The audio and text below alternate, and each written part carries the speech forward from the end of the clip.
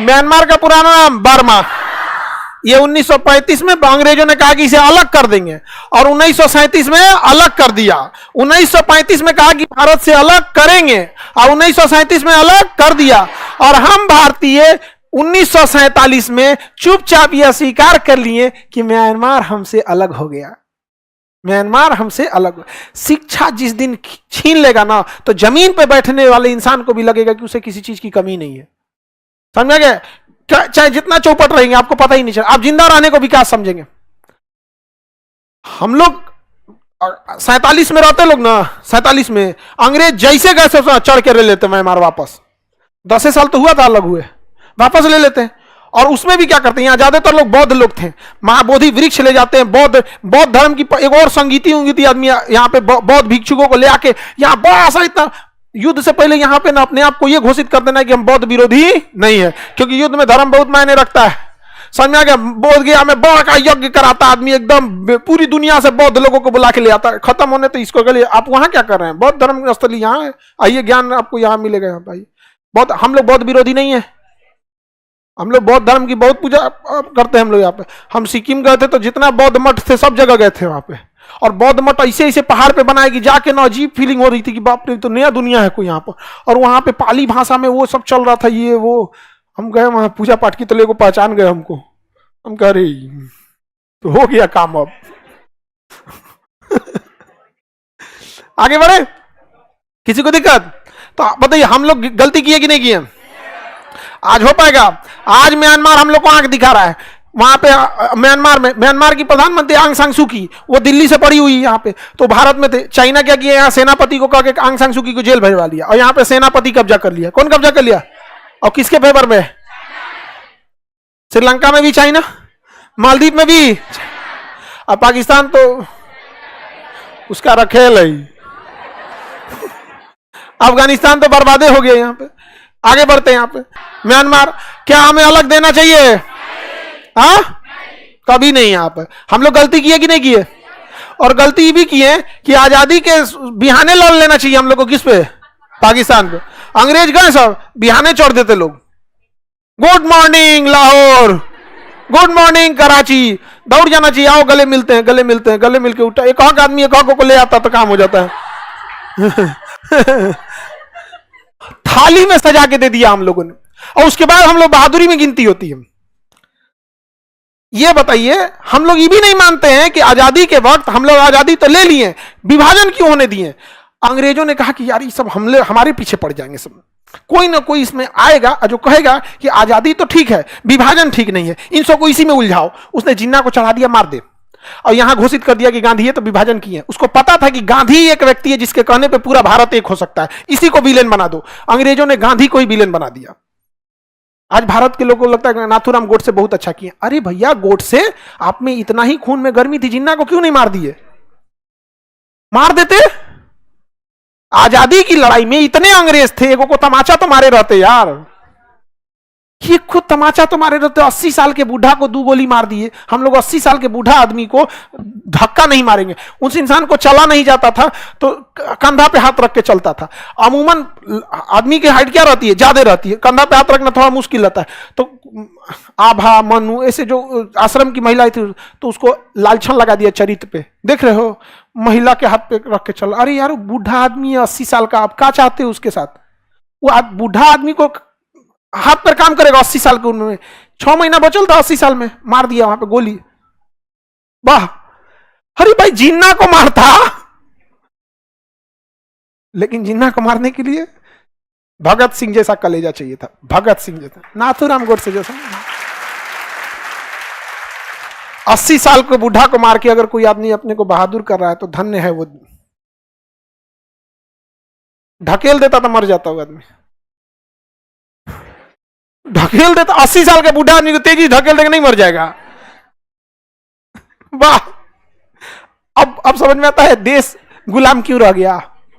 हम लोग भौगोलिक गुलाम, राजनीतिक गुलाम नहीं, मानसिक गुलाम थे। अंग्रेजों को पता था कि ये गांधी जो है ना, गांधी ये चाहेगा ना तो ये कुछ करा देगा यहां पे। अच्छा, जिन्ना को टीबी था। जिन्ना को क्या था? टीबी। अंग्रेजों ने जांच कराया, हॉस्पिटल किसका? अंग्रेज का।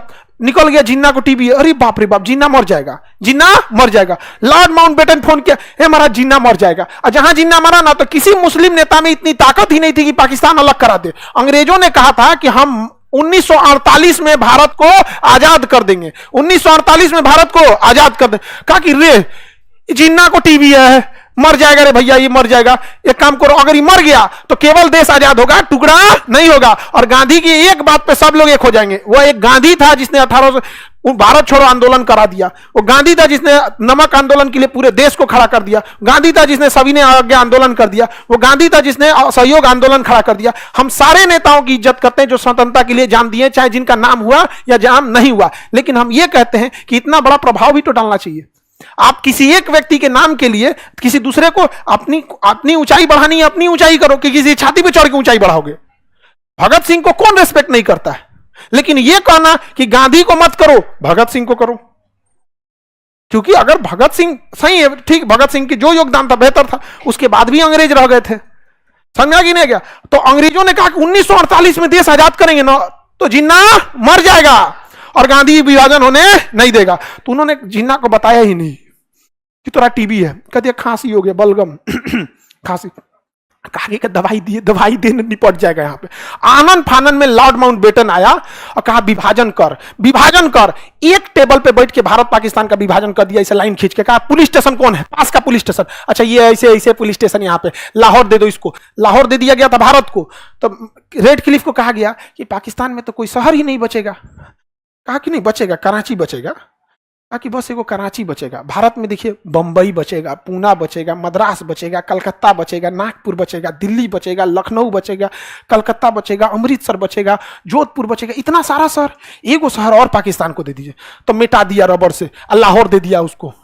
धाए धाए विभाजन इतना तेजी से हुआ है जिसका कोई हद नहीं। अब बताया क्या गया है, जब संसद से प्रस्ताव पारित होता है कि 1948 में देश आजाद होगा, तो क्या जल्दी थी, सुभाष चंद्र बोस की मृत्यु हो चुकी थी, जितने क्रांतिकारी थे सबकी मृत्यु हो चुकी, जल्दी जल्दी भागा सबकी। जिन्ना ही है जो बांट सकता है, धाए से विभाजन किया, जिन्ना को दिया, ले जो जोन मिल रहा ले जो। वो कह रहा कि और चाहिए, मने मन सोचने मर जी तो छाती खराब हो गई तो, लेकिन कुछ बोल तो नहीं रहा था। कोई बात नहीं, कोई बात नहीं, पूर्वी पाकिस्तान भी चाहिए, हाँ हाँ ले जाइए, इसको भी ले जाइए, लेके भेज दिया। ठीकरा फोड़ दिया किस पे, गांधी पे। समझ में आया, अंग्रेज का कातल 100 साल बाद लहरता है। इंग्लैंड में तो इसका बवाल भी हुआ था। इंग्लैंड के लोगों ने कहा दिया इतना जल्दी क्या जरूरत है आजाद करने की। उसने कहा कि ना ना ना, इस सबको अगर विभाजन नहीं होगा ना, विभाजन अगर नहीं हुआ रहता तो हम लोग किधर लड़ते, लोग म्यांमार की ओर। विभाजन नहीं होता तो किधर लड़ लेते, म्यांमार। उसके बाद कहते कि मेरा कोहिनूर हीरा, मेरा पैसा, मेरा सब कुछ। उसने कहा ना ना ना ना, तुम इसी में लड़ो। किसमें लड़ो, इंडिया पाकिस्तान। हम लोग किसको दोषी समझते हैं। अब जब देश मानसिक गुलाम हो जाएगा तो उसका कोई उपाय नहीं, कोई उपाय नहीं। और अगर हम लोग हकीकत बोलेंगे ना तो कहेगा कि यह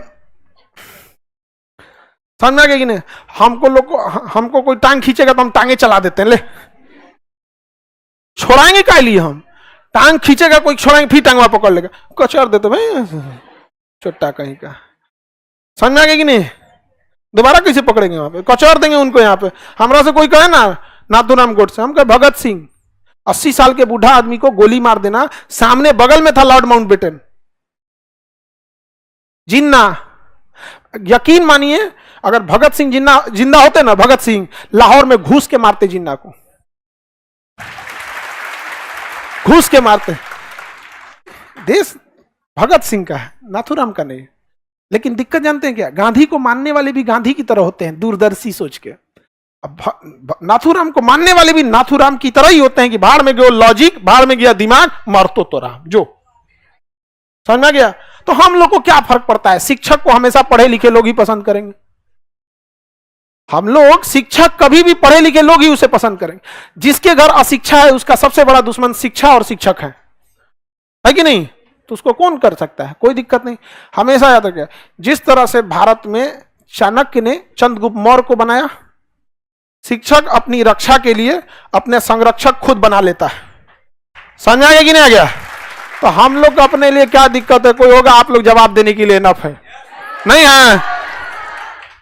तो हमें आजादी कब मिलना चाहिए था, मिला 48, सोचा जिन्ना को टीवी हो गया, समझ में आ गया कि नहीं आ गया? क्या हो गया?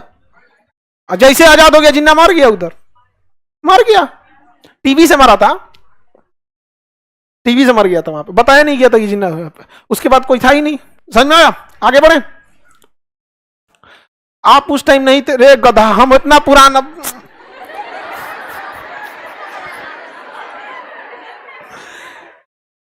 विभाजन हो गया, यही इस बात का प्रमाण है कि नहीं थे। नहीं समझ में आया? नहीं तो बांध के हथियार नहीं हो रहता ना, तो ईद में गले मिलने जाते उससे, जिन्ना भाई।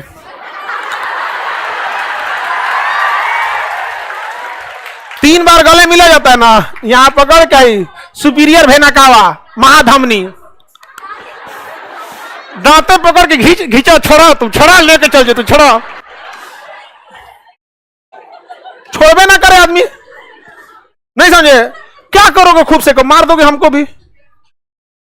कौन सा अमर होके आए हैं?